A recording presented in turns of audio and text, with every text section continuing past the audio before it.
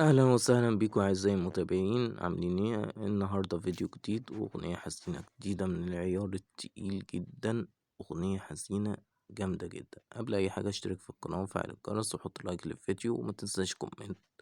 طبعا أعزائي المتابعين، أغنية حزينة جديدة دي يعني أغنية حزينة من العيار الخطير، من العيار الخطير بجد. أغنية حزينة مؤثرة جدا جدا جدا.